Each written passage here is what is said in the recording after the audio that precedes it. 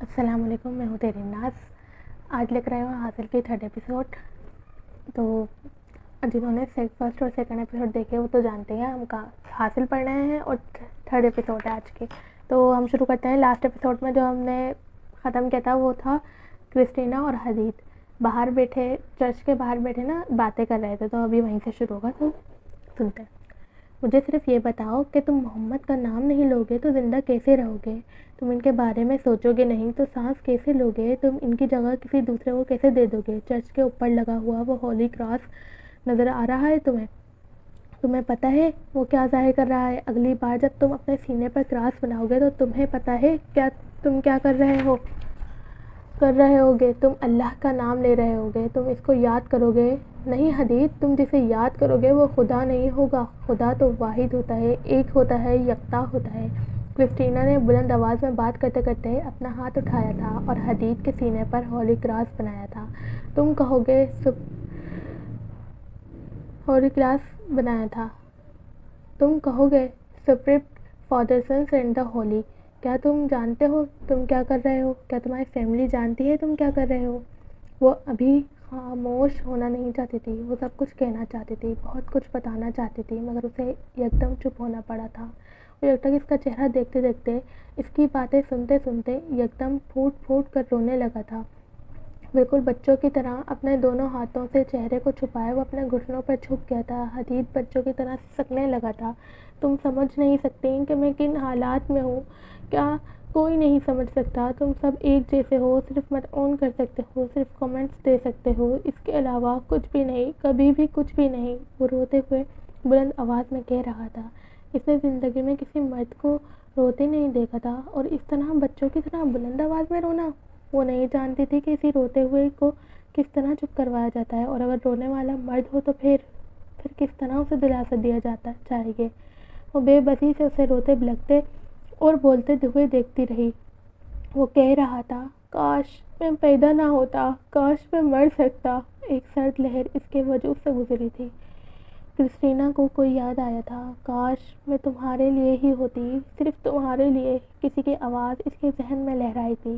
وہ بے اختیار حدید پر جھک گئی تھی. وہ اب اس کے آواز، اس چہرے کو یاد نہیں کرنا چاہتی تھی، کبھی نہیں. حدید پلیز مت رو. اس نے ایک ہاتھ اس کی پشت پر پھیلا دیا تھا، دوسرے ہاتھ سے وہ اس کا سر سہلانے لگی تھی. کسی بچے کی طرح وہ چپ نہیں ہوا تھا. وہ روتا رہا تھا، بلک کر یوں جیسے وہ زندگی میں پہلی بار رو رہا تھا. کرسٹینا کو پتہ نہیں چلا وہ کتنی دیر اس کے پاس بیٹھی اس کا سر سہلاتی رہی تھی. پھر آہستہ آہستہ اس کا لرزتا ہوا وجود ساکت ہو گیا تھا، اور پھر وہ ایک دم سیدھا ہو کر بیٹھ گیا تھا. کرسٹینا نے اپنے ہاتھ میں پکڑے ہوئے ٹیشو سے اس کے بھیگے ہوئے چہرے کو خشک کرنا چاہا تھا. ٹیشو گال پر لگتے ہی حدید نے اس کے ہاتھ سے ٹیشو لے لیا تھا. اس سے نظریں ملائے بغیر اس نے ٹیشو سے اپنی آنکھیں صاف کی تھیں. کرسٹینا نے دیکھا تھا اس کے ہاتھ میں لرزش تھی.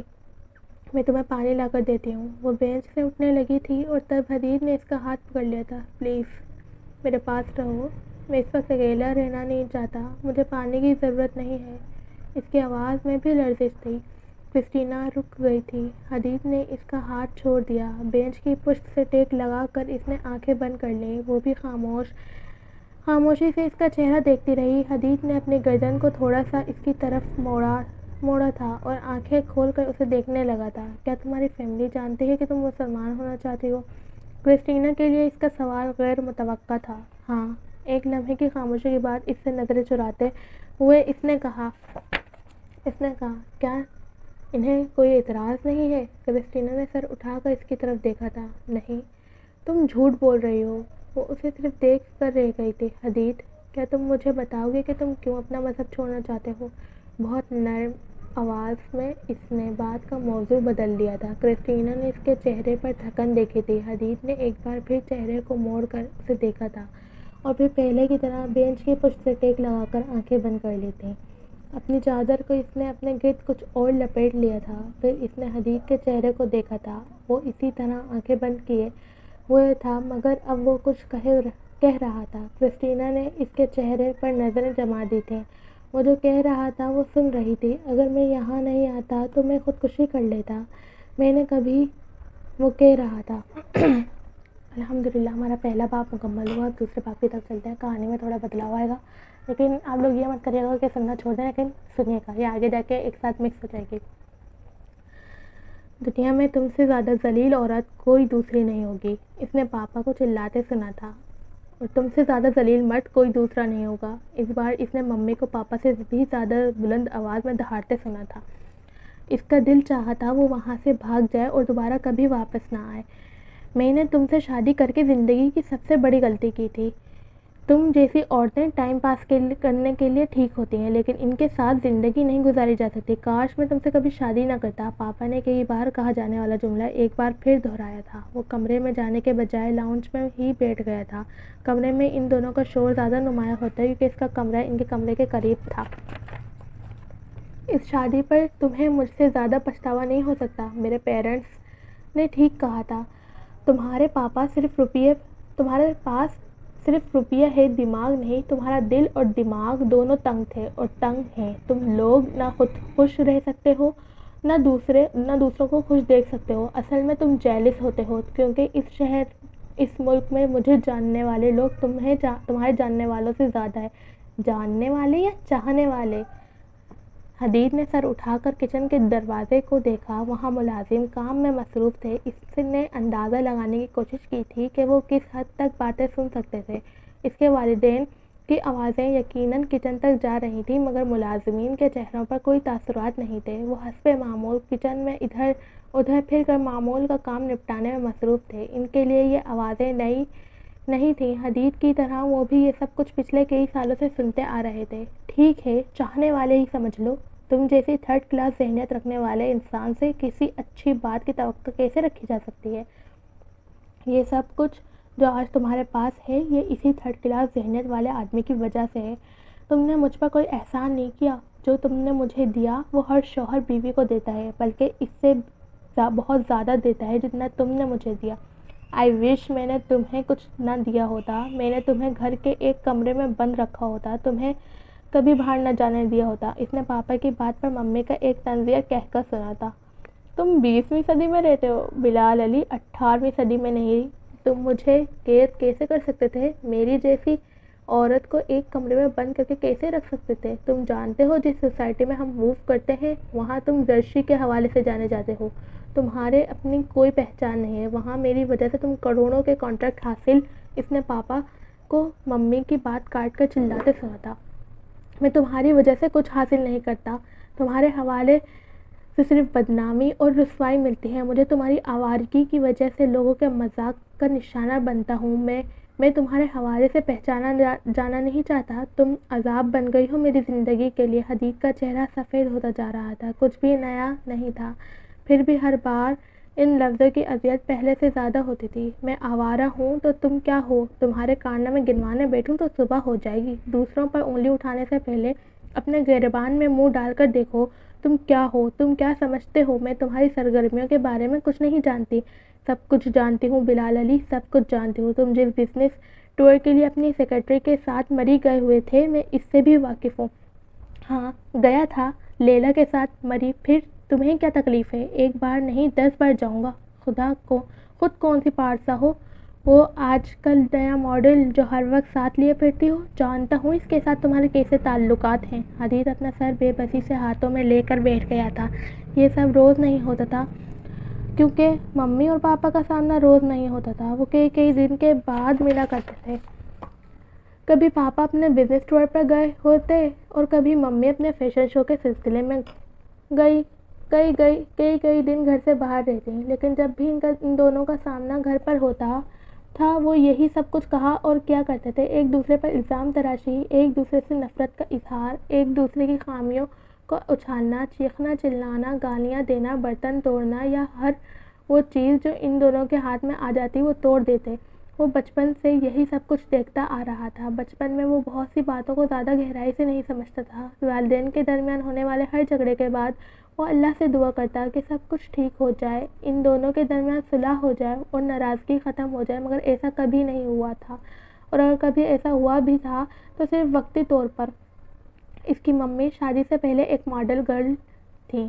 شادی کے کچھ عرصے تک وہ ماڈلنگ کرتی رہیں. پھر حدید کی پیدائش سے کچھ عرصہ پہلے انہوں نے ماڈلنگ چھوڑ کر کپڑوں کی ڈیزائننگ کا کام شروع کر دیا. اس کے پاپا ایک مشہور بزنس مین تھے.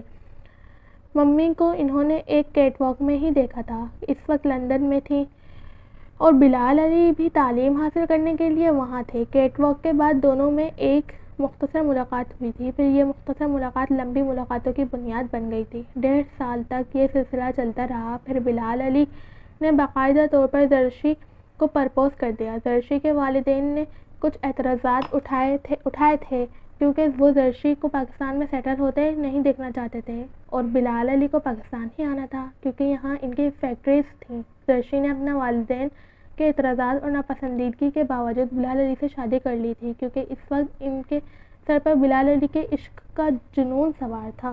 مگر بعد میں جب وہ باقاعدہ طور پر انگلینڈ چھوڑ کر پاکستان رہنے لگی تو انہیں احساس ہونے لگا کہ بلال علی ایک بہت ہی کنزرویٹو آدمی تھے، کم از کم بیوی کے معاملے میں. جبکہ بلال علی کا خیال تھا کہ اس نے زرشی کو جتنی آزادی دے رکھی ہے اتنی آزادی اس کے خاندان کی کسی دوسری عورت کو حاصل نہیں تھی، اور یہ خیال یہ بڑی حد تک ٹھیک تھا. زرشی شادی کے بعد کچھ عرصے تک ماڈلنگ کرتی رہی. بلال علی نے اس پر کوئی اعتراض نہیں کیا. حدید کی پیدائش سے کچھ عرصہ پہلے اس نے ماڈلنگ چھوڑ دی مگر وہ گھر بیٹھنے والی عورت نہیں تھی. اس نے باقاعدہ طور پر کپڑوں کی ڈیزائننگ شروع کر دی تھی. شروع میں بلال علی نے ہمیشہ کی طرح اس معاملے میں بھی اسے سپورٹ کیا تھا مگر آہستہ آہستہ جب ان کی مصروفیات میں اضافہ ہونے لگا تو انہیں اعتراض ہونے لگا تھا. وہ رات گئے تک مختلف پارٹیز میں رہتی اور حدید کو گورننس کے پاس چھوڑے رکھتی. بات اگر صرف حدید کو گھر کو نظر انداز کرنے کی ہوتی تو شاید بلال علی برداشت کر لیتے مگر زرشی نے بہت سے بوائے فرینڈز بھی بنا لیے تھے. وہ سارے ماڈلز جو اس کے کپڑوں کی ماڈلنگ کرتے تھے کھلے عام اس کے ساتھ گھومتے پھرتے رہتے تھے. وہ خود بھی گھر پر وقت گزارنے کے بجائے ان لوگوں کے ساتھ خوش رہتی. آہستہ آہستہ اس کے اور بلال علی کے اختلافات ابھر کر سامنے آنے لگے تھے. پھر گھر میں جھگڑے شروع ہو گئے تھے. بلال علی خود بھی کوئی زیادہ پارسا بندہ نہیں تھا اور یہ بات زرشی اچھی طرح جانتی تھی اور اس کمزوری کو وہ ہر جھگڑے میں اچھالتی تھی. بلال علی اگر اس کے افیئرز اور اسکینڈلز کی بات کرتے تو وہ ان کے افیئرز کی تعداد گنوانے لگتی. وہ زندگی کو اس طریقے سے گزارنا چاہتی تھی جس طرح انگلینڈ میں گزارا کرتی تھی، کسی روک ٹوک کے بغیر اپنی مرضی سے، اور بلال علی اس کے راستے میں جیسے ایک بڑی رکاوٹ بن گئے تھے. دوسری طرف بلال علی کو ہر گزرتے دن کے ساتھ اپنی حماقت پر پچھتاوا پہلے سے بھی شدید ہوتا. وہ حدید کے لیے اس کے ساتھ گزارا کر رہے تھے اور اس لیے بھی کیونکہ انہوں نے حق مہر میں اسے اپنی جائیداد اور فیکٹری کے شیئرز کا ایک بڑا حصہ دے دیا تھا. اب اگر وہ اسے طلاق دے دیتے تو انہیں مالی طور پر بھی کافی نقصان کا سامنا کرنا پڑتا اور یہ وہ نہیں چاہتے تھے. انہوں نے زرشی کی طرح گھر سے باہر بہت سی سرگرمیاں تلاش کر لی تھی. وہ دونوں کسی نہ کسی طرح زندگی گزارنے کی کوشش کر رہے تھے مگر اپنی اس کوشش میں انہوں نے جس چیز کو بلا دیا تھا وہ حدید تھا. پیدائش کے کچھ عرصے کے بعد ہی زرشی اور بلال علی نے اس کے لیے ایک گورننس رکھ دی تھی. پھر کچھ عرصے کے بعد یہ گورننس بدل کر ایک اور گورننس رکھ دی گئی اور یہ سلسلہ تب تک چلتا رہا جب تک او لیولز کے بعد وہ باہر نہیں چلا گیا. گورننس کو بار بار بدلنے سے یہ ہوا کہ وہ کسی کے ساتھ بھی مانوس نہیں ہو پایا اور اس کی زندگی میں رشتوں کی کمی اس کے لیے سب سے بڑا عذاب بن گئی تھی. زرشی اپنے والدین کی اکلوتی اولاد تھی اور بلال علی کی صرف 2 بہنیں تھیں جو دوسرے شہر میں سیٹل تھیں. نتیجہ یہ ہوا کہ حدید بیرونی دنیا سے بالکل سکٹ کر رہ گیا تھا. ایک دفعہ اسکول سے گھر آنے کے بعد وہ سارا دن گھر پر ہی رہتا، ٹیوٹر سے ہوم ورک کرتا، کسی دوست سے فون پر بات کرتا، ٹی وی دیکھتا یا بلا مقصد گھر میں پھرتا رہتا. بعض دفعہ وہ کئی دن ماں باپ کا چہرہ بھی نہ دیکھ پاتا کیونکہ صبح وہ جس وقت اسکول جاتا اس وقت وہ دونوں سو رہے ہوتے اور جس وقت شام کو بلال علی فیکٹری سے واپس آتے اور زرشی اپنے بوتک سے اس وقت عموماً وہ اپنے ٹویٹر کے پاس ہوم ورک کر رہا ہوتا. جب تک وہ ہوم ورک سے فارغ ہوتا تب تک بلال علی اور زرشی دوبارہ اپنی سرگرمیوں کے لیے گھر سے جا چکے ہوتے. بعض دفعہ وہ دونوں اکٹھے چلے جاتے لیکن زیادہ تر وہ الگ الگ جایا کرتے تھے. تو آج کے ایپیسوڈ اتنے ہی. امید ہے آپ لوگوں کو پسند آئے گی اور پسند آئے تو لائک کریں، کامنٹ کریں اور شیئر کریں اور میرے چینل کو سبسکرائب کرنا نہیں بھولیے گا تاکہ آپ لوگ نیو ایپیسوڈز حاصل کرتے رہیں. جب تک کے لیے اللہ حافظ.